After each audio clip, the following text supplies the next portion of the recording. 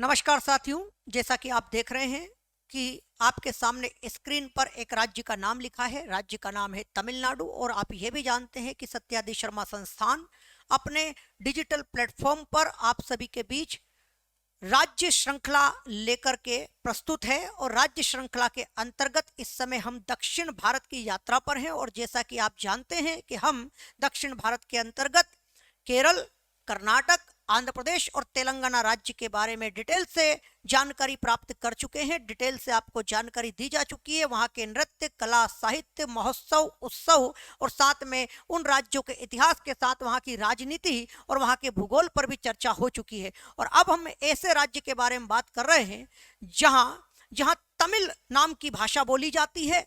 और इस राज्य का नाम है तमिलनाडु। तमिलनाडु आप जानते हैं भारत के दक्षिण पूर्व दिशा में स्थित एक राज्य है जो कि बंगाल की खाड़ी के तट से लगा हुआ है।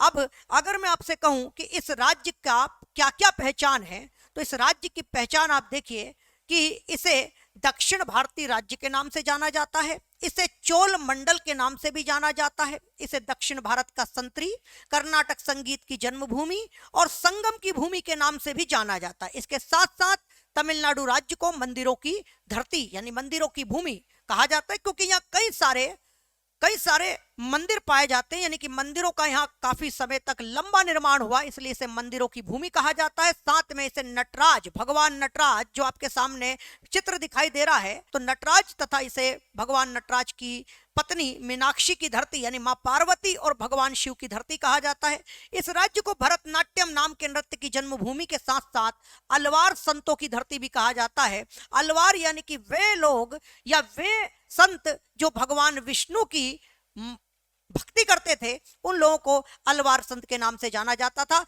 भगवान शिव की भक्ति करने वालों को नैनार के नाम से जाना जाता है और भगवान विष्णु की भक्ति करने वाले दक्षिण भारतीय संतों को अलवार के नाम से पुकारा गया है। अलवार संतों की संख्या अगर आप इतिहास में उठाकर देखें तो आपको पता चलता है कि अलवार संतों की संख्या कितनी थी, तो अलवार संतों की संख्या 12 थी, जबकि नैनार संतों की संख्या 63 थी। आपको पता होगा कि एमपीपीएससी 2022 का जो प्रारंभिक परीक्षा का एग्जाम हुआ था उसमें पूछा गया था कि नैनार संतों की संख्या कितनी है, तो उसमें उत्तर देना था 63 और अलवार संतों की संख्या कितनी है तो उत्तर देना था 12 अलवार संत हैं और इसलिए अलवार संतों की धरती के रूप में तमिलनाडु को जाना जाता है। साथ में तमिलनाडु में कावेरी नदी का बड़ा प्रवाह क्षेत्र है, इसलिए इसे कावेरी मंडलम के नाम से भी जाना जाता है। तो आपने देखा, एक बार मैं आपको फिर क्लियर कर देता हूं कि तमिलनाडु एक दक्षिण भारतीय राज्य है। इसे चोल मंडलम के साथ दक्षिण भारत का संतरी और कर्नाटक संगीत की जन्मभूमि के साथ संगम की भूमि। संगम किसे कहा जाता है, तो संगम वो काल है जब तमिलनाडु में द्रविड़ साहित्य लिखा गया, यूं कहे तमिल भाषा में साहित्य लिखा गया, इसलिए संगम की इसे धरती भी कहा गया है। संगम के इतिहास के बारे में मैं आपसे अलग से एक बात करूंगा, लेकिन फिलहाल आपको जानना है कि जो तमिलनाडु है उसे मंदिरों की भूमि, नटराज और मीनाक्षी की धरती, भरतनाट्यम की जन्मभूमि, अलवार संतों की धरती और कावेरी मंडलम के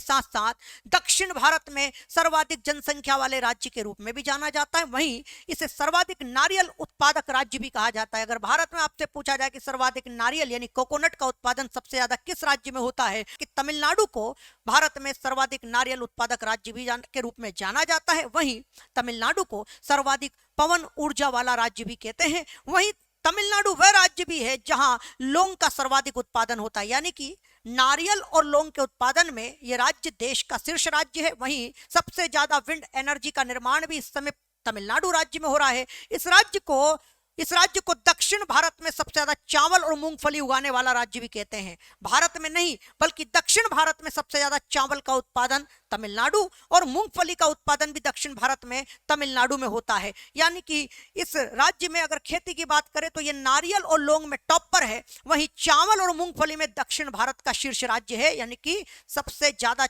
चावल और सबसे ज्यादा मूंगफली दक्षिण भारत में तमिलनाडु में बोई जाती है। वहीं दक्षिण भारत में सर्वाधिक चाय का उत्पादन भी तमिलनाडु में होता है। आप जानते हैं देश में सबसे ज्यादा चाय का उत्पादन असम राज्य में होता है, लेकिन साउथ इंडिया में सबसे ज्यादा चाय का उत्पादन यानी टी का प्रोडक्शन सबसे ज्यादा तमिलनाडु में होता है। एक और सबसे खास बात कि तमिलनाडु को इसलिए भी जाना जाता है कि यहाँ सर्वाधिक रामसर आर्द्र भूमि है। आप जानते हैं रामसर आर्द्रभूमि एक पर्यावरणीय क्षेत्र होता है जहां दलदली भूमि मिलती है, और दलदली और कीचड़ युक्त भूमि को वैश्विक रूप से संरक्षित करने के लिए जो कदम उठाया जाता है उसे रामसर वेटलैंड कहते हैं। और रामसर वेटलैंड की भारत में कुल संख्या 75 है, जिसमें से सबसे ज्यादा रामसर आर्द्रभूमि तमिलनाडु में है। कौन कौन सी रामसर आर्द्रभूमि यहाँ मिलती है इसकी बात मैं आपको तमिलनाडु के भूगोल वाले लेक्चर में करूंगा। फिलहाल आप ये याद रखिएगा कि सबसे ज्यादा रामसर आर्द्रभूमि कहाँ है, तो तमिलनाडु राज्य में है, और इसे तमिल भाषा की भूमि भी कहा जाता है। तमिल भाषा की भूमि होने के साथ साथ मैं आपको बता दूं कि इस राज्य का गठन आज से लगभग ये कह सकते हैं 73 साल पहले 26 जनवरी 1950 को हुआ था। उस समय इस राज्य को मद्रास के नाम से जाना जाता था।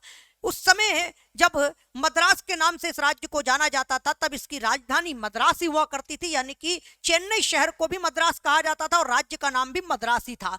वहीं बाद में 1969 में इस राज्य का नाम बदल करके तमिलनाडु कर दिया गया और राजधानी का नाम हो गया चेन्नई। तो याद रखिएगा कि इस राज्य का गठन 26 जनवरी 1950 को हुआ और इस राज्य का जो क्षेत्रफल है वो 1,30,060 वर्ग किलोमीटर है। इस राज्य का क्षेत्रफल कितना है?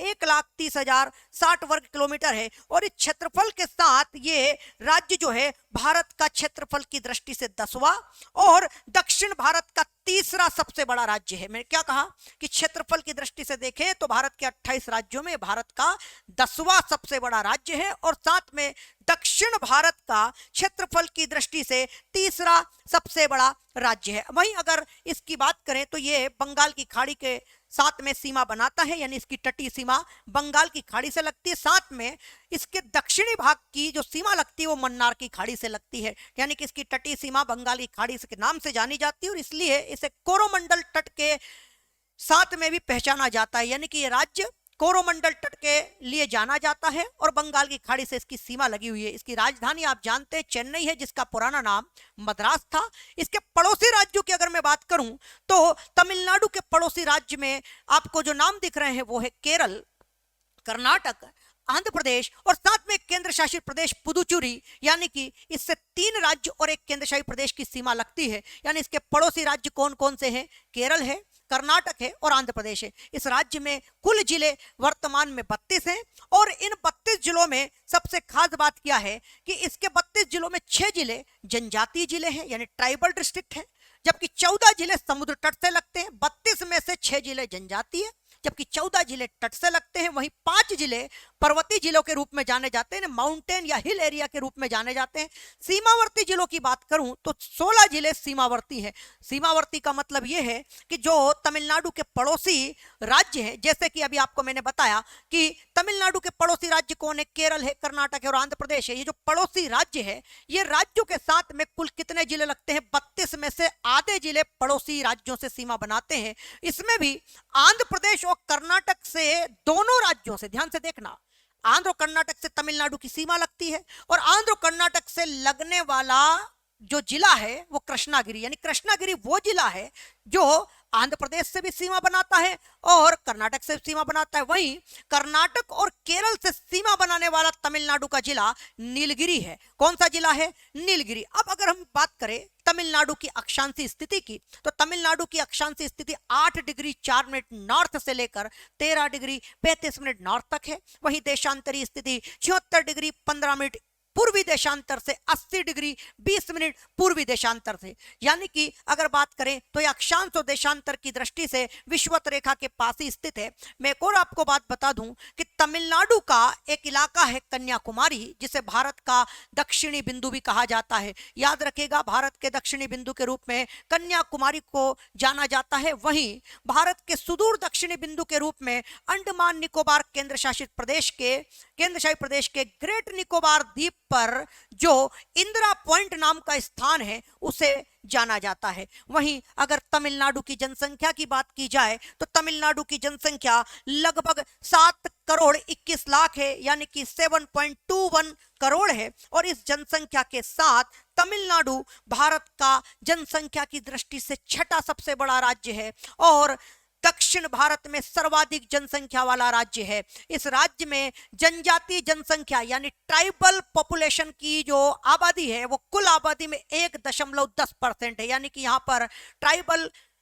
कम्युनिटी मात्र 1% के आसपास है। और अगर मैं कहूं कि इस राज्य में जनसंख्या घनत्व यानी पॉपुलेशन डेंसिटी कितनी है, तो वहां पर 1 वर्ग किलोमीटर में 555 लोग रहते हैं। 555 यानी 555 यहाँ का जनसंख्या घनत्व है। वही लिंगानुपात 996 है। अगर मैं जनसंख्या घनत्व के हिसाब से बात करूं तो ये दक्षिण भारत में दूसरा सबसे ज्यादा जनसंख्या घनत्व वाला राज्य है, जबकि लिंगानुपात में ये भारत तथा दक्षिण भारत का दूसरा सबसे बड़ा राज्य है। लिंगानुपात में तमिलनाडु केरल के बाद भारत का दूसरा सबसे बड़ा और दक्षिण भारत का भी दूसरा सबसे बड़ा राज्य, सबसे ज्यादा लिंगानुपात केरल में है, जबकि दूसरे नंबर पर तमिलनाडु है। साक्षरता दर की अगर हम बात करें तो तमिलनाडु की साक्षरता दर 80% है और इस साक्षरता दर के साथ तमिलनाडु भारत का 8वां सर्वाधिक पढ़ा लिखा राज्य है, 8वां नंबर का सर्वाधिक पढ़ा लिखा राज्य है और दक्षिण भारत में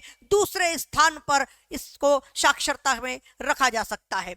वहीं अगर दशकीय वृद्धि दर की बात करें यानी 10 साल में यहां आबादी में कितनी वृद्धि हुई, तो आपको बताना पड़ेगा कि 15.60% की यहां पर आबादी बढ़ी, यानी कि पिछले 10 वर्षों में 2001 से 11 के बीच यहां की आबादी में 15.60% की क्या हो गई, वृद्धि हो गई। वहीं अगर हम आगे देखें तो जो तमिलनाडु है उसकी राजकीय भाषा, ध्यान से देखिएगा, तमिलनाडु की राजकीय भाषा तमिल है, यानी कि तमिलनाडु की जो भाषा है, तमिलनाडु में ऑफिशियल लैंग्वेज जो स्टेट लैंग्वेज जो है वो तमिल है, यानी यहाँ तमिल भाषा बोली जाती है और तमिल भाषा को भारत में शास्त्रीय भाषा का दर्जा भी प्राप्त है, यानी कि इसे क्लासिकल लैंग्वेज भी कहा जाता है। वहीं तमिलनाडु का राजकीय कीट यानी कि कीड़ा तमिल माखन है, जो कि एक तितली है। क्या है, तो अगर आपसे पूछ लिया जाए कि तमिलनाडु का राजकीय कीट कौन सा है, तो आप कहेंगे तितली है, यानी तमिल माखन है। वहीं राजकीय पशु नीलगिरी तहर है, जो एक प्रकार की भेड़ है। राजकीय पशु कौन सा है, नीलगिरी तहर,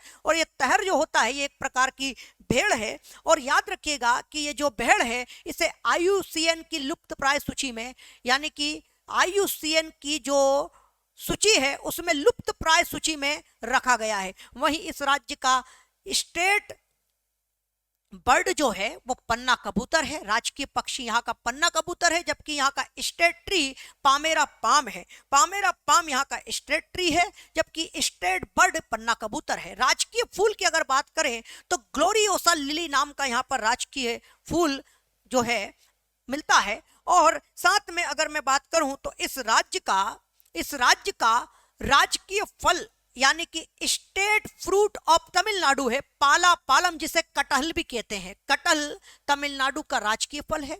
वहीं पोंगल तमिलनाडु का राजकीय उत्सव यानी कि state festival of Tamil Nadu Pongal है। आगे जब मैं तमिलनाडु की कला संस्कृति और साहित्य पढ़ाऊंगा तो पोंगल के बारे में डिटेल से जानकारी दूंगा। याद रखिएगा, तमिलनाडु का स्टेट डांस भरतनाट्यम है और तमिलनाडु को भरतनाट्यम की धरती कहा जाता है। यहाँ का राजकीय गीत तमिल थाई वजतू है। वहीं राजकीय प्रतीक जो है इस राज्य का विल्लू पुतुर मंदिर है। यहाँ का राजकीय प्रतीक क्या है, विल्लू पुतुर मंदिर है, याद रखिएगा। इसके साथ साथ यहाँ का राजकीय खेल कपाती है, यानी कि जिसे कबड्डी कहा जा सकता है। राजकीय खेल क्या है, कपाती यानी कि कबड्डी। कई जगह कबड्डी को हु तू थू के नाम से भी जाना जाता है, याद रखिएगा। और इसके साथ साथ तमिलनाडु राज्य जो है उसका परिचय समाप्त होता है। मैं आपके सामने जो फिलहाल ये वीडियो लेकर आया हूं इसमें आपने तमिलनाडु के राजनीति के बारे में नहीं सुना है, तमिलनाडु के इतिहास के बारे में नहीं जाना है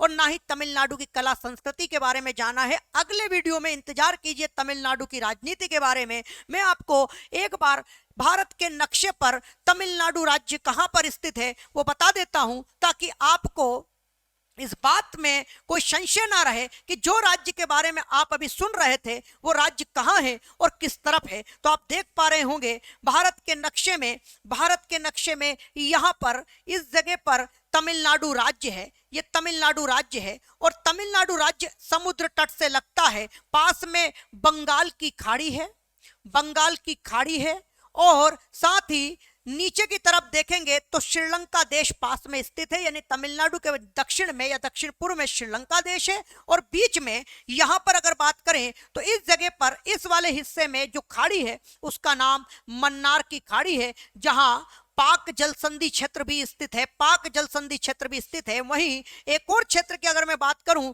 तो तमिलनाडु के दक्षिण में भारत का दक्षिणी बिंदु कन्याकुमारी भी स्थित है। कन्याकुमारी, जिसका पुराना नाम आप जानते हैं क्या है, केप कॉमेरिन भी है, वो भी यहां स्थित है। तो आपने देखा कि तमिलनाडु राज्य जो बंगाल की खाड़ी से लगता है, और साथ में पड़ोसी राज्य में एक तो केरल आता है, यानी कि तमिलनाडु के पड़ोसी राज्यों में एक केरल है, एक कर्नाटक है और एक आंध्र प्रदेश है। साथ में पुदुचेरी, पुदुचेरी नाम का केंद्र शासित प्रदेश भी इससे सीमा बनाता है, पुदुचेरी क्षेत्र की सीमा भी इससे लगती है। तो आपने आज के लेक्चर में तमिलनाडु का परिचय लिया, और अगले वीडियो में मैं आपको तमिलनाडु की राजनीति के बारे में बताने वाला हूं।